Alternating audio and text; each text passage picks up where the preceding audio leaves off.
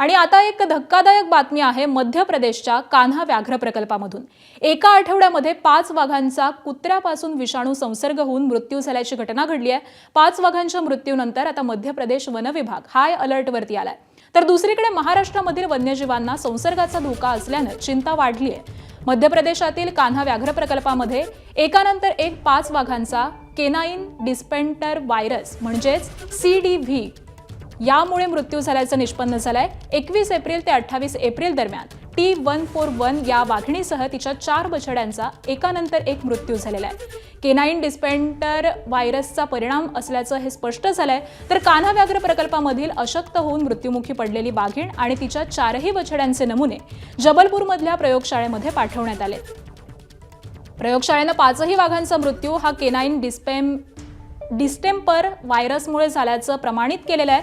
आणि धक्कादायक बाब म्हणजे हा व्हायरस कुत्र्यांमध्ये असून सध्या तो मांजरांमध्ये दिसून येतोय। त्यामुळे वाघ आणि बिबट्या संसर्ग झालेला कुत्रा मांजरींमुळे केनाइन डिस्टेंपर व्हायरसमुळे आजारी पडतात। आणि दरम्यान जवळपासच्या गावकऱ्यांनी वाघाच्या मृत्यू संदर्भामध्ये तीव्र नाराजी व्यक्त केली आहे। वाघांचा मृत्यू दुर्दैवी असून पर्यटन क्षेत्रावरती विपरीत परिणाम होईल अशी भीतीही व्यक्त केली जाते।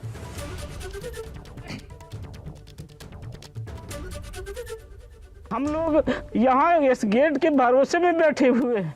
ऐसी बुरी घटना आज तक कभी हमारे शहरी रेंज में घटित नहीं हुई है। हमको रोना आ रहा है। आज दिन हम लोगों को ऐसा उम्मीद बन गया था कि हमारे यहाँ अच्छी साइटिंग हो रही है, अच्छा टूरिस्ट आ रहे हैं, ऐसा हम लोग देख रहे थे। लेकिन ना जाने ये किसकी नज़र लग गई, कौन क्या पॉइजन हो गया, क्या घटना के कारण से वो छोटे बच्चे, वो बच्चे नहीं मरे, हमारे परिवार के सदस्य ऐसे खत्म हो गए। वो आज हमको रोना आ रहा है। लगातार हम बताने की गुंजाइश भी नहीं है। आसपास डॉग्स वगैरह में ये जनरली होता है, तो इसका कब आउटब्रेक होगा ये कुछ कह नहीं सकते। जैसे हमारे कोरोना का हमारे वायरस हमारे अंदर कहीं ना कहीं होगा, लेकिन वो जब आदमी कमज़ोर होता है, कुछ उसमें दूसरी प्रॉब्लम्स होती, तब वो ये वायरस फिर वो हो जाता है, एक्टिव हो जाता है ज़्यादा। तो स्वस्थ एनिमल में अपने सिलेंडर रोग प्रतिरोधक क्षमता जिसमें ज़्यादा है वो उसमें तो लड़ लेता है, लेकिन जहाँ कमज़ोर होता है थोड़ा सा, तो एनिमल उसमें संभावना बढ़ जाती है। तर कान्हा व्याघ्र प्रकल्पामध्ये एकानंतर एक वाघीण आणि तिच्या 4 बछड्यांचा मृत्यू झाल्यानंतर महाराष्ट्रामध्ये देखील वाघ आणि इतर वन्य प्राण्यांच्या सुरक्षिततेचा प्रश्न ऐरणीवर आलाय। ABP माझानं या संदर्भामध्ये वाईल्ड CR संस्थेचे अध्यक्ष आणि वन्यप्राणी पशुवैद्यक डॉक्टर बहार बाविस्कर यांच्याशी बातचीत केलेली आहे, पाहूया। आपल्यासोबत डॉक्टर बहार बाविस्कर आहेत, वाईल्ड CERचे ते अध्यक्ष आहेत आणि ख्यातनाम वन्यजीव पशुवैद्यक आहेत। कान्हा व्याघ्र प्रकल्पात 21 एप्रिल रोजी एक बछडा मेलेला दिसला आणि तो प्युट्रिफाय झालेला होता, सडलेला होता। त्याचं बॉडी जी होती ती कुजलेल्या अवस्थेत सापडली होती। त्यानंतर 25 एप्रिल असं एकानंतर एक अशा 2-3 पिल्लांचा मृत्यू झालेला दिसून आला। त्यानंतर वाघीण आणि आणखीन एक तिचं बछडा जो आहे ते रेस्क्यू करण्यात आले होते। ते पण आजारी असल्याचं दिसून आलं होतं आणि अनफॉर्च्युनेटली दुर्दैवाने त्यांचासुद्धा उपचारादरम्यान मृत्यू झाला। जेव्हा त्याचं पोस्टमॉर्टम करण्यात आलं, शवविच्छेदन करण्यात आलं, त्याचे सॅम्पल्स जबलपूरच्या प्रयोगशाळेत पाठवण्यात आले, तेव्हा लक्षात आलं की ह्या वाघांचा मृत्यू कॅनाइन डिस्टेंपर ह्या रोगामुळे होतो आहे। आणि 4 बच्चे आणि 1 वाघीण असे 5 वाघांचा मृत्यू झालेला आहे आणि हे फारच दुर्दैवी चित्र आहे। आसपासच्या गावांमध्ये सुद्धा कुत्र्यांची संख्या फार मोठ्या प्रमाणात वाढत चालली आहे आणि हा रोग प्रामुख्याने डोमेस्टिक डॉग्स म्हणजे पाळीव कुत्र्यांपासून पसरणार आहे।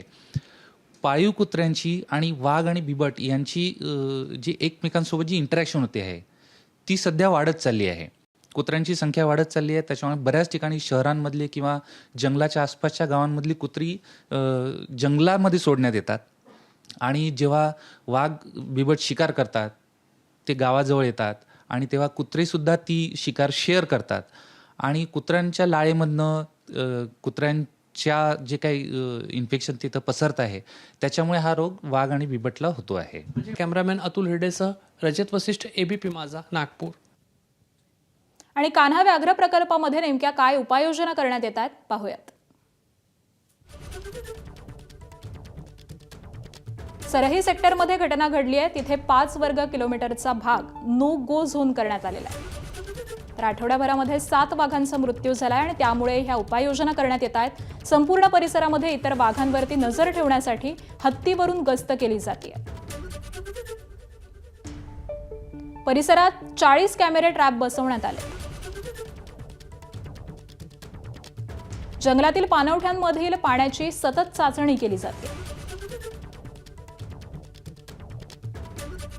प्राण्यांच्या विष्ठेचीही चाचणी केली जाते.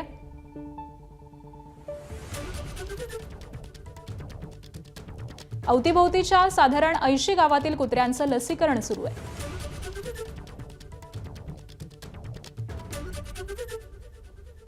तर अशा पद्धतीच्या उपाययोजना या सध्या करण्यात येतात.